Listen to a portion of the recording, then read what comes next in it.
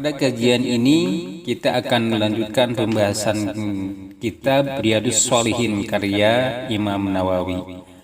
Para Iwan, sekarang kita akan membahas tentang babu fi masaili minad doa, atau bab tentang berbagai masalah doa.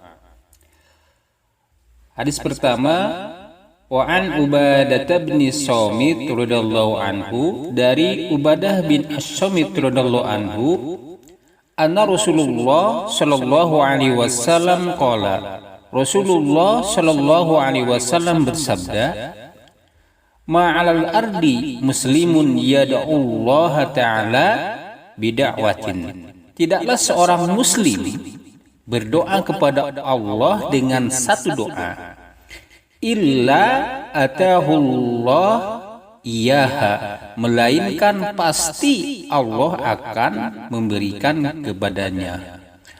Au sarafa anhu minas su'i mislaha, atau Allah menghindarkan dari kejelekan yang sebanding dengan doanya, malam yada'u bi'ithmin, selama ia tidak mendoakan dosa. Au qati'ati rahim, atau memutuskan silaturahim.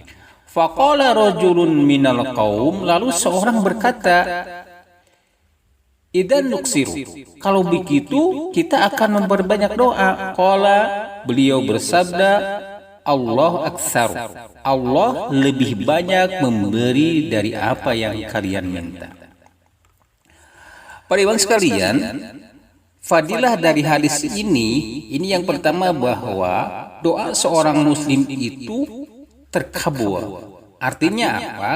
Tidak akan tertolak, asalkan memenuhi syarat dan adab. Oleh karenanya, seorang tidak sepantasnya di dalam berdoa itu tergesa-gesa. Itu bahwa sekali lagi bahwa doa seorang muslim itu pasti akan terkabul. Yang kedua, faidah dari hadis ini adalah bahwa doa seorang muslim ini dikabulkan dalam 3 cara. Yang pertama adalah dikabulkan, artinya itu langsung dikabulkan. Contoh, ketika seseorang itu meminta rezeki kepada Allah, Allah kabulkan dia rezeki itu dia. Nah, yang kedua adalah ditunda.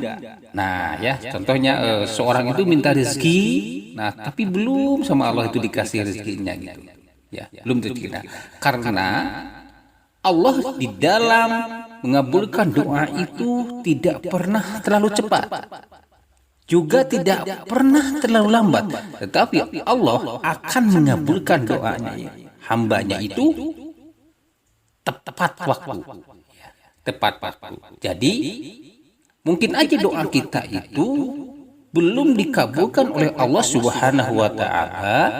Karena apa? Karena Allah tahu bahwa kita belum sangat membutuhkan doa itu terkabul. Atau juga diselamatkan dari bala sesuai dengan kadarnya, sesuai dengan kadarnya.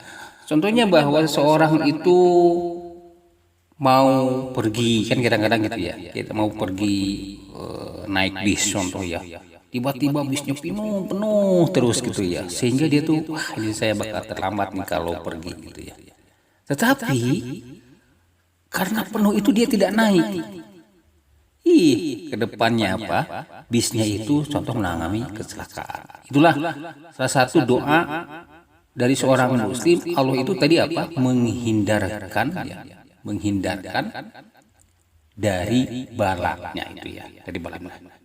Dan yang ketiga, doa seorang muslim itu dikabulkan itu dengan cara apa? Disimpan untuk hari kiamat. Jadi pahala untuknya. Jadi kalau kita lihat di hadis ini bahwa tidak ada doa yang tidak dikabulkan, atau tidak ada doa yang sifatnya sia-sia. Kenapa? Karena tadi bahwa semua doa itu pasti dikabulkan. Kalau tidak dikabulkan di dunia, ini akan disimpan untuk di hari kiamat, ini menjadi pahala untuknya. Jadi dia tidak dapat tidak dapat pengabulan doa di dunia ya, tetapi di akhirat nanti Allah akan kasih pahalanya. Baik Pak Iwan.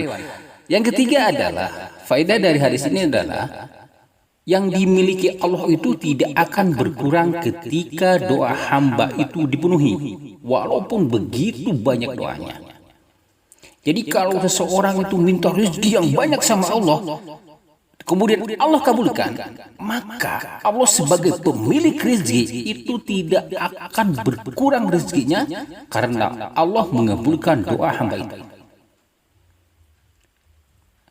Dan yang keempat, faedah dari hadis ini bahwa kita dianjurkan serius mengharap-harap dalam berdoa karena lebih menampakkan ketundukan dan menunjukkan kelemahan manusia di hadapan Allah.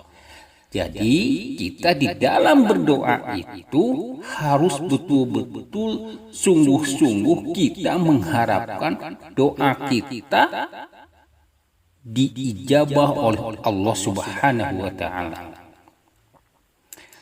Dan yang kelima adalah boleh meminta dengan doa dalam jumlah banyak karena Allah tidak ada yang bisa membuat Allah menjadi besar. Ya. Sekali lagi bahwa boleh meminta dengan doa dalam jumlah banyak karena Allah tidak ada yang bisa membuat Allah menjadi besar. Jika seseorang menyangka dia sudah meminta banyak, maka Allah dapat mengabulkan yang banyak yang ia minta.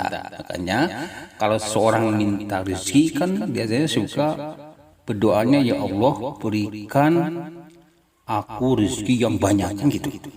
Tidak pernah kita berdoa, ya Allah berikan saya sedikit aja rezeki. Tidak gitu. Karena emang Allah Maha Besar, Allah Maha Kaya, bahwa kita itu di dalam berdoa supaya meminta yang banyak. Dengan itu kita meyakini bahwa Allah itu Maha Kaya, sehingga kekayaan Allah tidak akan berkurang ketika hamba-hambanya meminta kepadanya.